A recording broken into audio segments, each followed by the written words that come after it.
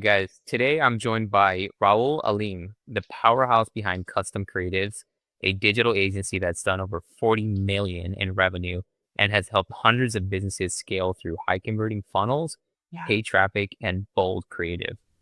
But Rahul's not just an agency builder, he's also an industry mentor and coach and an innovator, leading the charge with Thinker AI, a voice AI solution that helps businesses follow up faster, book more calls, close more deals on autopilot. Raul, welcome to the show. Hey, thanks for that awesome intro. Thanks for. Yeah, no problem. Thanks for coming on.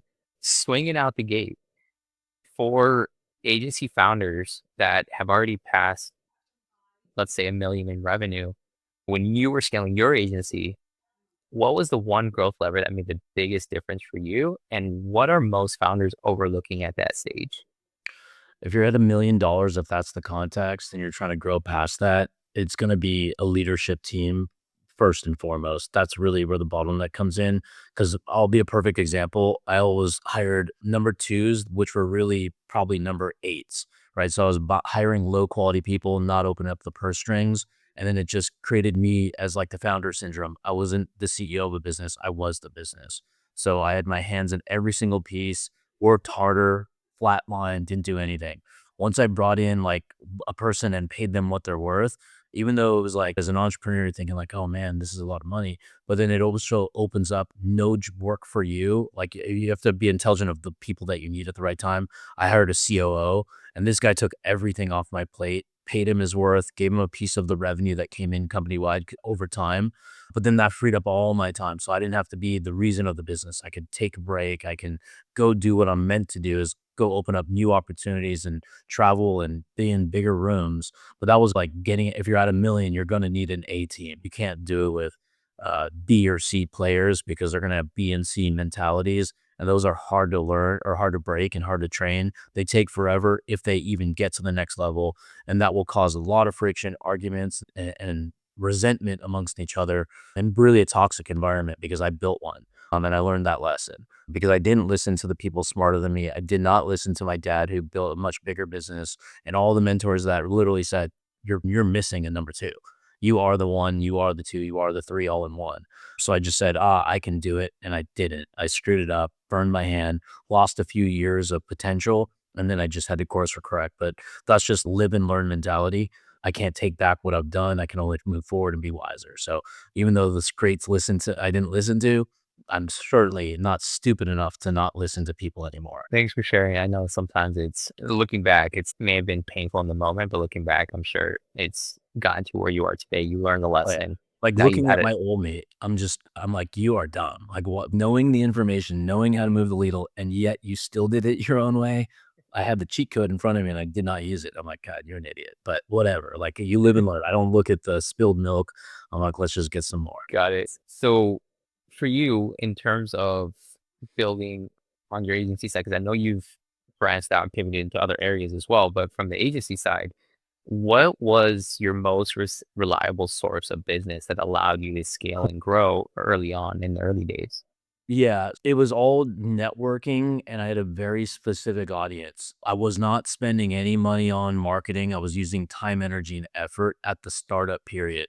So I found one product offering, one niche, one price point, one delivery system, and that's it. So I knew the power of one because I wasn't good enough to do many things. Luckily, I knew that because today's world, everybody does everything and they don't sell anything because they're too new and they don't realize that being a one-stop shop means a jack of no trades. So anyways, I picked one product, one niche, one everything. And then I was already familiar with real estate because my background was working for realtor.com. All I did was literally go to their website and competing websites like homes.com, Trulia, Zillow, all that stuff, and would cold call every single person that advertised with those banner ads online. And I would just pitch them saying, I can redesign it because you spent a boatload of money. I assume you want a lot more clicks and a lot more conversions to monetize your phenomenal advertising. So I'm like, you got great space. And if it's not working well, you talk to a guy like me because I do the custom artwork to get the click because I'm good at copywriting, color theory, designing, and engagement. And you'll get a higher probability of the click. So I just did that over and over and over again. Never ran out of energy, just cold called my way to revenue. And then from there, as it turns out the person that I worked for, the company that I worked for, realtor.com, a couple years later, like I was working with a lot of their sales reps, but underground. I was doing a bottom up approach, but I didn't know what the up approach, even though I was working with sales reps saying, refer me. Here's my examples. I'm faster. I'm better. My pricing's fair. I talk to them on the phone. I do VIP service. They were referring me business every single day. And then they needed a official vendor. They wanted somebody reliable because they were getting a lot of chargebacks. They were getting a lot of customer service complaints. The product wasn't working. And they're like, so that alone, I knew they had tens of millions of dollars in lost revenue just from fixing the graphic design situation, which they could have easily hired people, but hey, they outsourced and I was the beneficiary of it. So they brought me in for a meeting. That became my first Encore client, publicly traded company, did millions upon millions every year of revenue just from that one relationship alone. Wow, that's a Yeah. pretty impressive story. I feel like a lot of newer agency owners, the sales piece really intimidates them. But it sounds like you embraced it and you were like, I'm gonna take this step. I'm gonna cold call until I can get where I want to go. Because eventually you have to do that anyways as a startup, unless you have remarkable contacts or a lot of money to just spend ads and marketing and have a good sales process. But all roads are going to lead to communication in today's world. As far as if it's a service based business, it's not like I can have a not talk to the dentist. I got to talk to the dentist, right? So if our goal is to get on the phone with people, I figured rather than wait around and for them to come to me because they weren't coming, I would just go to them. And I just came up with a presentation in my head that was very short, poppy to open up their ears and also command authority from the get-go and also sound like a reliable, familiar voice. And that's how I broke through because I looked at everything as I'm not cold calling. I'm actually improving their lives. I have something powerful that they're missing out on because they're about to burn their whole budget to the ground without me. That was the mentality I went with, is that if I don't call them, I can put them out of business. So I psyched myself out to think of it as an obligation versus a fear. Every negative emotion, I flip it on its head. If it's fearful, I want it more because you have to do the scary shit up front. Otherwise, you're screwed as a business owner because you're going to be hit with like very hard circumstances along the way. Might as well get prepared from the get go. So that's my mentality was it's not cold calling. It's actually introducing and helping. And then I had a really attractive one called closable offer and price model. And then I'd bring the foot in the door offer and then I would send them up later. Because I remember I started with the power of one offer, one price, one niche, one delivery system. And then since I only had one thing, how am I going to ascend and upsell them? I would just sell them more of the same exact thing because just like Coca-Cola and all these big brands advertise on television, they have more than one commercial. So I came up with a concept, actually my dad did, and I stole it. He said, pitch them the 4 seasons model, meaning you should have a refresh for every season so you can 4x your price and then you 4x the value to them. So that's what I came up with the term. Maybe I stole it. I thought I came up with this. Apologize if I didn't, but it was called banner fatigue and banner blindness. Is that have you ever seen something so many times that you just don't pay attention to it? Perhaps the billboard you drive by every single day and now it's just blind to it. Same thing with you. They're going to see it so many times. Let's steal a page out of the $1 billion babies playbook called Coca-Cola and everybody in the billion to $1 trillion space. And they don't have one ad and hope and pray that it's going to work. We use multiple ads. We have creatives in our pocket. We'll pull out our aces and throw it up there. So we can constantly change the advertisements as seasons change, as it gets fatigued. And then you can keep buying more and more because if you're spending $10,000 for that, and you're spending 2,000 to make it work. Hey, that's a great model. For sure. There's always this point, I'm sure you experienced it in agencies where revenue's growing, fulfillment is piling up, Mm. and sales and everything's at capacity. So I know earlier you mentioned bringing in the COO. At what point did you start to bring on team members and what revenue level was that? Yeah, so really it wasn't the best hiring model, but I remember when I ended up walking into the room into realtor.com and we're cutting a deal, it was like literally I was expecting this to be a sales cycle. It wasn't. It was like we're doing the deal in this room. They made an offer, I accepted it, and I'm like, "Cool." I went back to my office and they're like, "Oh, in the next 60 days we're going to start working with you." And I was like 3 to 5 miles away driving distance. And I shit you not, like when I left their building, before I even got to my office while I was driving there, they said, never mind the 60 days. We're starting now. Here's 66 orders to fulfill. And I'm like, oh shit. So I'm like, let me get to work. I'm like, this is no problem. A one-man band can handle this. Mind you, I'm a one-man band right now because I had a business partner that I moved him out to a different company. One of my good friends hired him because we had too much, we weren't going to be good long-term partners. So we decided, hey, it's best to break up now and remain friends for the rest of our lives. Anyways, long story short, I was just like, oh shit, this, as I'm getting into it, I'm like 60, I'm calling people, they're not calling me back. Then everyone's calling me back, then I'm missing calls. I'm calling them back. I'm like, all right, this isn't going to work. I thought I was better than this. I'm not. So I called one of my old interns and I said, hey, move into my house right now. And he moved away. He didn't live near me. He lived like 2 hours away. So I said, quit your job in Abercrombie. You're not meant to full close the rest of your life. I don't care. Don't even give him a notice. You work for me now tomorrow, though. So he showed up with a trash bag full of clothes. He moved into my house. He lived there, and it was supposed to be 2 weeks, but he lived there for 5 years. But then he helped me so much. We literally worked from, I would say, 5 in the morning till 2 a.m. until we got everything done, operated on no sleep, no gym, just fun and food. That's it. And calling for and making a lot of money. And then from there, my girlfriend at the time came in to help manage the house, check my emails for me, do the things that I'm not going to do as well as I can, just so I can focus on revenue. Just gave a list of stuff you can't screw up and trained more and more to help a little bit more. And then from there, she started recruiting and bringing in her friends to help. And then the guy that I hired first, he was young, like 18 years old, and he had access because he's from the neighborhood to a lot of other 18-year-old people. So I'm like, bring all your friends, that how difficult I am and my demand for excellence, bring people like that.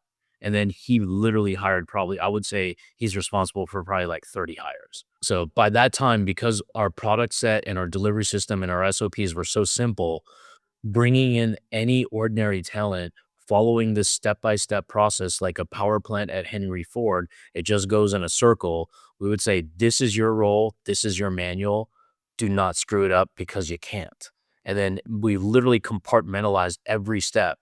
One person gets the information, another person quality checks it, another person designs it, quality check. And then if it passes, it goes to the client, someone calls and gets approval. If it gets approved, we launch their ad. So it was literally so step by step, cut like very easy, that if you couldn't follow along in the first few days, we were just gonna get rid of you. And pretty much everybody followed along. So it was so stupid simple. And the way I recruited this talent through my friend or the guy that worked for me was whatever, because these guys were all like 18-year-olds, some of them weren't going to college, and they just wanted to go to work. And they were all minimum wage workers because back then in 2004 to 2010, a college degree was a very necessary thing. I didn't care. I don't care about college degrees, period. I think if you don't have one, you may be more street smart and more valuable to me than if you did have one. So we just hired those people, and just whatever minimum wage was, we just raised the bar $3 to $4 higher. So they'd always the job with the fear of loss. If I screw up, I get to not work with my friends in this culture. I get to lose a higher paying job, or yeah, higher paying job for like minimum wage of, I don't know, Starbucks or Abercrombie and Fitch. So I had a good, solid young talent crew. And then I had a couple like higher paid, like kind of, I would say pseudo leadership people, because that's when I was the dumb guy not hiring the number two properly. That's a very impressive journey story of just like growth and Yeah. figuring out what you had to do in the moment. So, Raul, you have since, are you still running the agency Oh yeah, I'm still currently? running the agency. Yeah. Yeah. Okay. But you have these other projects that you're working on. How are you, as a successful agency owner, how are you also splitting your time elsewhere? Delegation is my turned into a little bit of a skill set for me. Like I basically essentially like I'll have an idea, and whoever I need to execute it on, we have that conversation, whether it's a voice memo, a Zoom call, a Loom video, and delegate, give a deadline. And then because I'm running 3 units at the same time, I give a lot of power to the people, so they can report back to me. Sometimes it goes, sometimes there's problems, but that's how life works. Nothing's going to go perfect because we're not in a perfect world. And I'm okay with imperfection. I'm just not okay with negligence or stupidity. So if you make a mistake and it's a big mistake, congratulations, you graduated. Everybody's done that for somebody else. I don't care how big or small, as long as you're authentically apologetic, or you're just were like, how did I do that? As long as you care, I'm okay with a big mistake, because then you're going to be more careful the rest of your life. So that it's a, my dad would call, that's your MBA in quote unquote stupidity. Now let's not do that anymore. And that's how I learned, is give everybody a second chance to make that first impression they really want to make. But as far as managing all that, yeah, it's definitely puts a lot of overwhelm into people, but I'm the kind of guy that's one step at a time. If I have 3 things to do at the same deadline, I just pick the most important and then I have to push back the rest. That's just the way it works right now. Because one of them's a startup, just a baby, just turned 1 years old, which is our voice AI company called Thinker.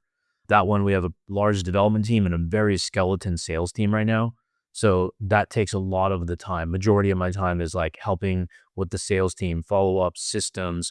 And then I would imagine in about 2 to 3 months, I'll now be just reported to as opposed to being in the business. I knew what I was signing up for. It's going to take a lot of my time. I know I can scale this thing to millions of dollars a month. We're not there yet. And until we're there, then I'll move my attention somewhere else.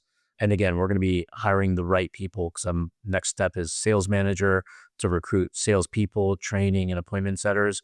Even though it's a voice AI company, we're still going to have humans behind it because it's new technology.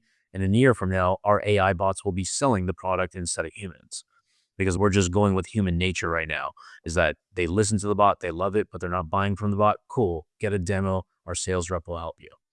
And the agency, I have good people on the agency. And my third unit is stemmed off the marketing agency. A lot of people would ask me like, "How do you do what you do? How did you scale it? I'm stuck here. I'm stuck there." And I would just give them anything I possibly can at the time I was available. Go to coffee with them if they caught me at the right time, or it's cool if we're having a good conversation. If you ask me for 5 minutes and we're having a good conversation, you might get 30. I don't know.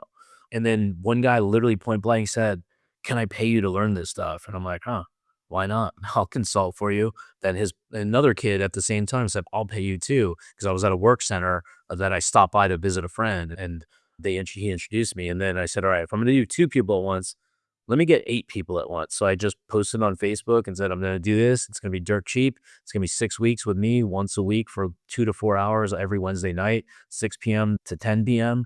Who's in? And I'll take any denomination of currency. If it's payment plan, so be it. If it's up in front, up in full, I'll do it. And that turned into a mentorship program where I'm like, I love doing this.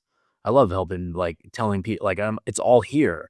So I don't need to actually execute anything. I don't need to create anything. You have a question, I have an answer. And then the results came so fast for them. And I just said, because I'm a very big fan of keeping it simple, especially when it's like brand new startup people or people in a rut. When people are in a rut, they typically complicated their lives and their offer structure. And they not only do they confuse themselves, they confuse the people they're presenting to and maybe even their own staff. So I just simplify everything, sell one thing really well, make some money, maybe 10, 20 grand a month. And once you're there, then we'll introduce more complicated things, but simplify them again. Or introduce nothing because it's selling so well. And then we ride this all the way up. So it's situational awareness based on recommendations I give people so they don't screw a good thing up.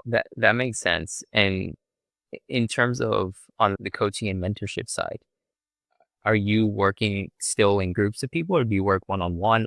What is that? No, it's not one-on-one. I will help people one-on-one because they pay us if they need it, but we've opened up so much support. We built a team behind it where when somebody gets our mentorship, they have a Facebook group. Every day we're live Monday through Saturday, in some cases multiple times per day, just to give them the support and resources at various hours through the day. Then we have a Slack group, then we have a one-on-one Slack group, and then we have Messenger group. We have a portal that they can access and communicate with.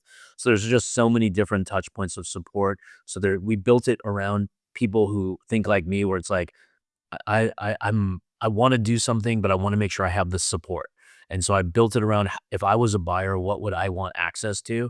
And then that's how we designed the program because I'm a pain in the butt to deal with, quite honestly, some cases. So I'm like, all right, I don't want to give anybody a reason to fail. So I'm like, if you need help at 10 p.m., go to Slack. If you want to have a call and learn some new training or you're in a bottleneck, come to our Zooms. If you're mentally having a clusterfuck in your head and you need a one-on-one that you don't want to divulge in front of people, book a 15-minute call with one of our guys on our team that would be able to help you. So we just give everybody the attention to sports so they can't fail. And we're teaching them not theory. We're not a coach where it's we made $1 million and yeah, we're gonna go sell that knowledge, that one-time success, the vanilla ice story where it's like a one-hit wonder. We're not that. We're doing this every day. We're selling, we're marketing, we're running ads, we're running videos, we're doing AI. So we're just opening up this real-time knowledge as it evolves to everybody in real time. and then saying, here's the step-by-step process for your offer. Here's the step-by-step process for that person's offer. And we really make it bespoke to them because it's so easy to say, Chris has so much success. I want to be like Chris, but they don't know Chris's history. They don't know if Chris quit 3 different jobs and then finally found the rhythm. They don't know the pain and the suffering that everybody's been through. So I don't want people to judge like today's version because you don't know the torture and the pain they've been through. So we make everything successful because it's too easy to say, I want that, and then fail because you don't have the steps. Be in your own skin, be with your good offer. We'll help you along the way. Don't copy anybody because you just don't know if they're lying or. That makes sense. Everybody sees the glory, sees you on top of the hill, but they didn't see the journey there. Yeah, exactly. So, Raul, I'm noticing a theme here is like you figure out the system, you bring in people to manage the system, and then you step away and you let the business run and support it. With the AI that you're building currently, how is that supporting the other areas of business? So, the good question. The voice AI naturally integrates into what we're doing because when we're doing marketing, we need people to call the lead. So, if I did your Facebook ads, your Google ads, and let's just say you're an HVAC company, I just pumped you with 100 leads this month. Now, if I look and I track your metrics and you made one attempt to call them and no more attempts, you're going to tell me my leads suck. You guys are the worst. I just spent all this money and I can't even recoup my revenue. So, we get that. We understand that, we anticipate that. Now that we have voice AI, it's like lead comes in, call goes out. Lead comes in, call goes out. Leads are starting to slip away. Mass dialing goes out to make an offer. You're sleeping because people sleep and it's after hours. Don't lose that lead to your competitor because I'll bet you they're not sleeping. So it's just a matter of we can capture that lead. You earned it. And the only reason they'll go somewhere else is if your marketing is working for your competitor because you're not available when the customer is available. They don't care when you're available as a business owner. They care when they're free because they work, they have children, they have problems. And if you're not free, they're going to number 2, number 3, number 4, and you just lost $30,000 by not implementing a simple solution that's right in front of your face that you had access to. That makes sense. And then we white label it for our clients. So our coaching students, they can have a copy, slap their name on it and their logo, and then go sell it for unlimited amount of dollars they want. You can make $1,000,000, you can make $100,000, doesn't matter because now we enabled the system to be white labeled. So somebody can put their logo on it, integrate it into their high level system or whatever CRM they want to try to implement it into, and just have a great product to resell. That's awesome. Ready to wrap up here, Raul. If you could give one piece of advice to other agency owners that want to get to that 40 million mark like you've been able to do, what would it be? It's such corny advice because it's true. Number one, work your ass off if you want to be high calibered. Like I compare my life to sports. I was like hardcore into soccer, so I take that drive that I had. I didn't go pro in soccer, and I wish I did. So I'm not gonna screw up what I have in business because I can do this forever and make unlimited amounts of money should I want to. So number one is just work your ass off because that's what it takes. Number two, stay focused and mentally tough. The mental state is the most important part because quite honestly, business is just a complex organism built with a series of simple steps. So it's very learnable. But if you're not here, you're dead. You're not going to work out because if you have swings of emotion and you can't stay mentally strong and tough, no one cares. I promise you that. So that's my best advice right now. Pick a product. This is a statement that I heard. I don't know from who. If there's a starving crowd, build a hot dog stand. All that means is have a really good offer, find a solid pain point to solve for a niche, and go attack that market hard. Thanks for sharing. That's powerful. Raul, where can people find you if they're interested in learning more? I put my Instagram handle on I don't know if people will see it, but it's at Rahul Alim. That's my Instagram handle. Or you can just find me on Facebook or LinkedIn. Either way, anybody who is welcome to DM me or ask any questions. I'll respond as best I can. Awesome. Thanks for coming on the show today. Hey, Chris, thanks for having me.